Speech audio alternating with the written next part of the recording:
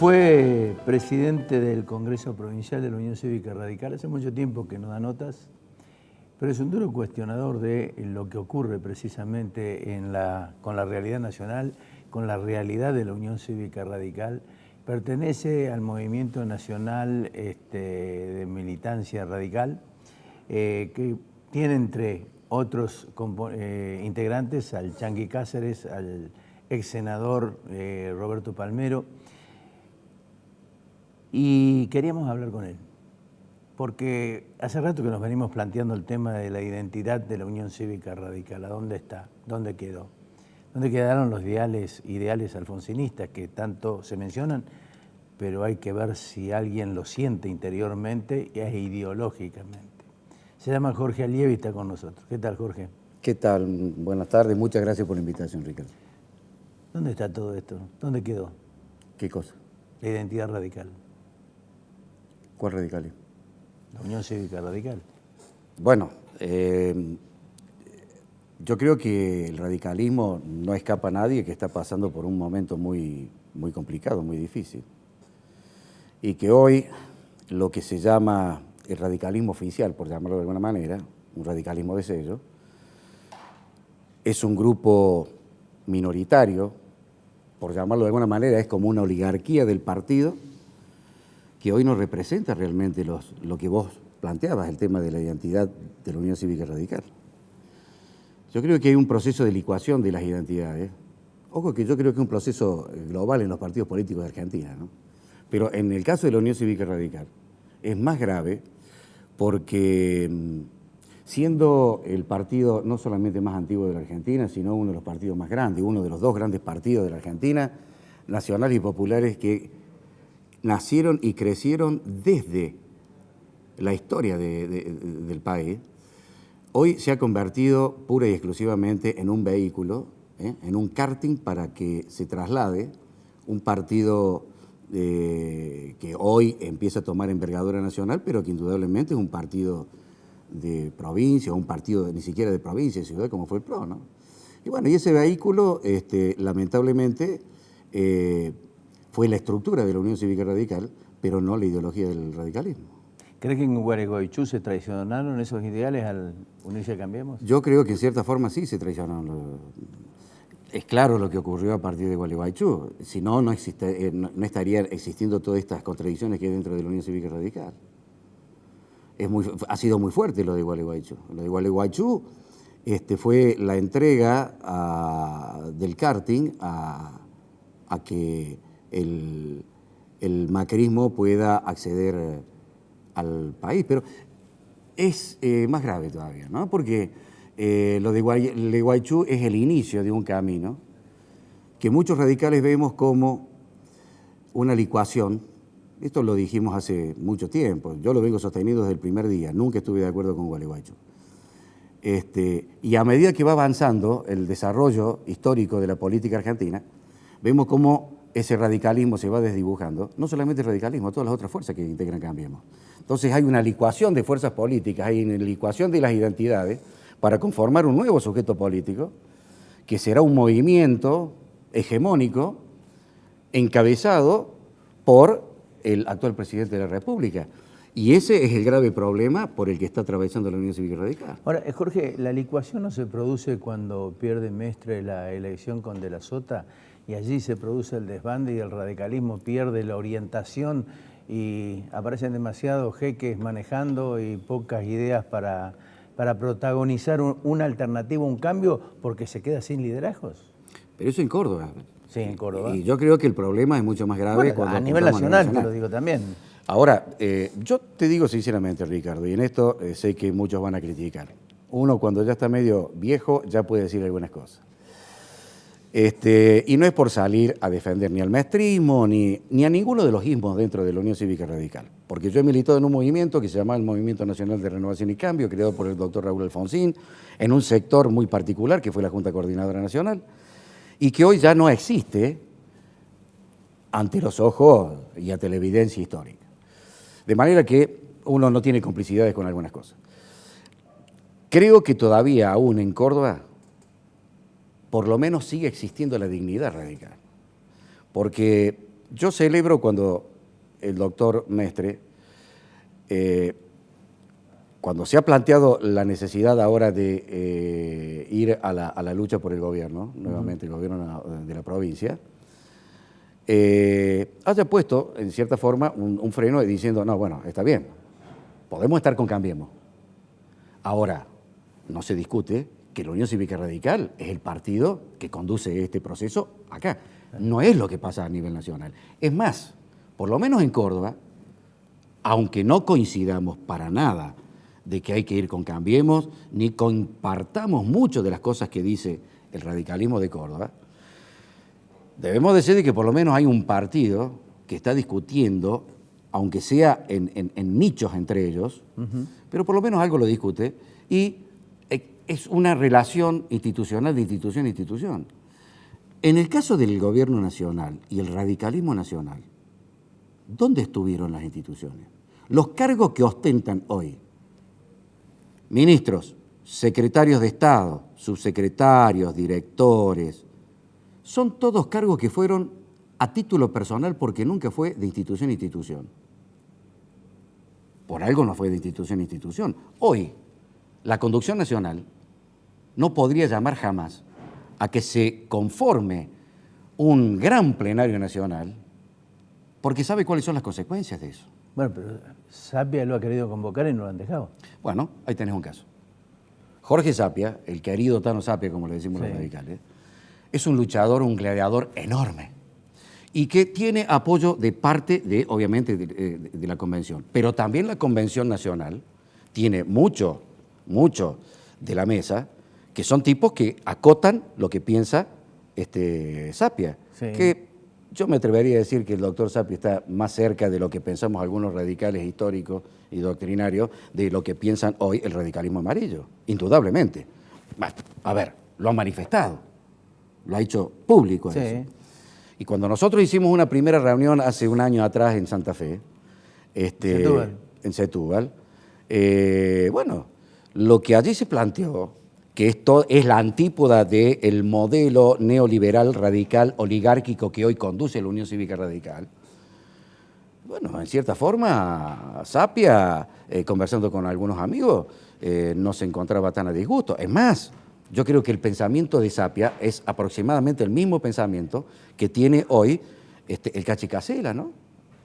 Uno lo ve a Casela acompañando todo este proceso, con otros radicales más, que algunos todavía creen que debemos estar en Cambiemos y demás, pero que al menos son críticos. Y uno ve que estos dirigentes y esta conducción empieza a licuarse también. Nadie puede venir a decir, como salió un presidente, yo respeto a los presidentes, pero cuando surgen desde no los consensos, sino del consenso de abajo, que es el afiliado, es el pueblo radical. Cuando uno pone un muñeco que le sirve, como pudo haber sido Corral, el ex intendente o intendente actual, ni sé si lo es o no, la verdad que no me interesa, de Rosario, que era un pobre muchacho que repetía como un loro, y uno compara quiénes fueron los presidentes de la Unión Cívica Radical. Que algunos fueron presidentes de la Nación, Irigoyen, Alfonsín, Sabatini, Ilia, Larralde, Balbín, Corral. Y cuando nosotros hicimos la reunión en Santa Fe, salió a decir, el radicalismo es Cambiemos, porque nosotros habíamos dicho, el radicalismo no es Cambiemos. Y vemos hoy un Cornejo que repite lo mismo y que piensa de la misma manera y que privilegian a Cambiemos por encima del radicalismo. Y bueno, muchachos, está muy claro. ¿Vos crees que existiría el radicalismo sin Cambiemos? Ese radicalismo que vos estás planteando. Bueno, esto es una pregunta. Yo creo que en política no se puede uno aventurar a decir cosas. Creo que ese radicalismo, si llegó a eso, es porque necesitaba, para poder seguir siendo hegemónico y para poder seguir manteniéndose en el poder, necesitaba de Cambiemos. Si no, no hubiera llegado a Cambiemos. Claro. Es evidente que si el radicalismo hubiera sido fuerte, como lo ha sido, y representa a el partido que puede llegar a tener un proyecto que solucione las demandas sociales, no hubiera hecho falta. ¿Estás de acuerdo camino. con la interna que propone Mestre en Córdoba? Mejor dicho, ese documento que firmaron los 4 presidentes, ¿puede haber consenso o puede haber una interna? Yo respeto lo que puedan pensar todos los amigos del radicalismo.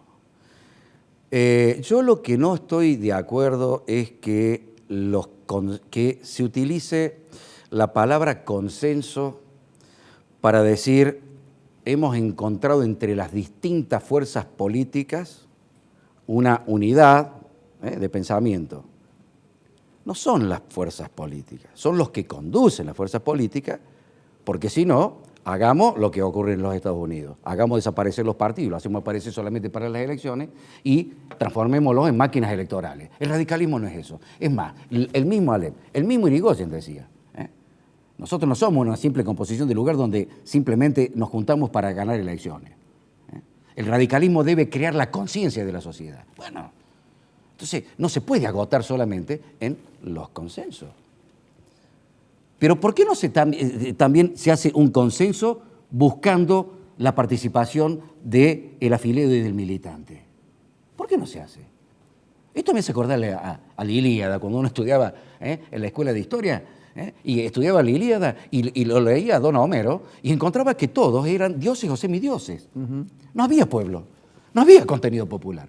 Recién Don Homero, cuando saca la Odisea, se le ocurre meter un poco de pueblo. Estamos en ese proceso. Acá los consensos son de arriba. Y entonces existe lo que se llama la militancia. Alguna vez, hace muchos años... Existía. Claro, existía. Entonces yo dividí la militancia en ese momento en un artículo que se me ocurrió sacar alguna vez, en lo que era la militancia activa y la militancia pasiva. La militancia activa es aquella militancia que debate y discute cuando se presenta un proyecto que va a tratar el gobierno y se es gobierno, y lo van a tratar en los congresos y demás. La militancia lo debate y lo discute, y si es necesario lo critica. Pero no criticar por criticar, sino hacer una crítica positiva de eso. Nosotros lo hacíamos. Yo me acuerdo el impuesto potencial y progresivo cuando Duilio Giorgetti, el presidente de la Juventud Radical, diputado, vino hasta volando acá y no estaba de acuerdo el doctor Angelós. Y no se enojó Angelós por eso. Y hubo un debate. Lo mismo ocurrió con la ley de punto final. Sí. Entonces eso era una militancia activa. La militancia pasiva es lo que ocurre en sistemas populistas y el radicalismo se está transformando en eso, donde existe ese líder, ese significante vacío que dice Laclau, que es el líder arriba, y todos tenemos que correr atrás y no se puede discutir. Esto es lo que pasa en la Unión Cívica Radical. Y el radicalismo es todo lo contrario de eso. Entonces, hoy la Unión Cívica Radical, si quiere volver a fortalecerse, tiene que volver a sus raíces. Ya muchos lo decían, teóricos y demás. El gran Benedetto Croce cuando hablaba y decía, muchachos, los historiadores, si quieren hacer historia, de vez en cuando hay que volver a brevar en la fuente, porque si no nos vamos para cualquier lado. Bueno, el tiro se dispara para otro lado. Bueno, lo mismo pasa en la política y esto es lo que está pasando. Dijiste el tiro. ¿Qué pensás de esta? Estuvimos hablando recién sobre el tema de la decisión de Bullrich. Creo que, la ministra Bullrich no toma decisiones por sí misma. Las decisiones las toma el presidente de la Nación. Y al presidente le gustó el G20. Entre otras cosas. Pero creo que también hay que salir de eso. Esto es como el famoso tema River Boca, soy hincha River, pero hay que reconocer que eso sirvió para el G20 también. No sé cuáles van a ser los resultados, hay que ver, ojalá que sean buenos. Yo no veo, lo único que hemos conseguido son deudas con China, con Francia, Macron que nos ha ofrecido. Vamos a ver qué pasa. Ahora, en relación a Bullrich, indudablemente Bullrich ejecuta lo que el presidente de la República le pide. Y lo que el núcleo, digamos, de amortiguación del paradigma Macri le está dictando. Marcos Peña, toda la cuestión mediática. Durán Barba. Durán Barba, el famoso filósofo, hijo de un filósofo brillante y que tiene este tipo patético. Yo me acuerdo cuando Raúl Alfonsín se rodeaba con algunos filósofos, había tipos que eran patéticos. Carlos Nino, Juan Carlos Portantiero. Y acá se están juntando con Durán Barba. Creo que es un error gravísimo porque yo comparto, hay que discutirlo. Es un tema que hay que discutirlo. Pero el tema de la seguridad no pasa por empoderar a una persona con una pistola Así es. para que se ponga por encima de la sociedad y decida cuál es el tipo y en qué momento delinque. Eso es una atrocidad. El tema es mucho más profundo. Si acá queremos discutir el tema de la seguridad, empecemos por discutir el tema de la pobreza, la miseria, la exclusión, todo eso hace la seguridad. ¿Vos has escuchado alguna vez en los países nórdicos que exista esta inseguridad? No la existe. ¿Por qué? Porque tienen resuelto. Entonces ya las demandas de la sociedad son otras. Ellos lo tienen resuelto a eso. ¿Pero por qué? Porque tienen la mejor educación del mundo.